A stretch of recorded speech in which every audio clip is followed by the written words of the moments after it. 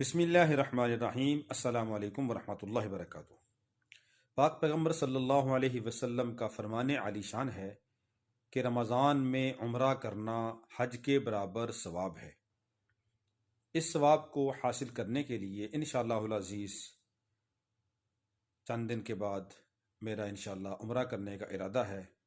تمام احباب سے، تمام دوستوں سے، تمام ماؤں بہنوں سے خصوصی درخواست ہے کہ دعا فرمائیں کہ اللہ رب العالمین حرمین شریفین کی اس حاضری کو قبول فرمائے اور بار بار حاضری کی توفیق عطا فرمائے۔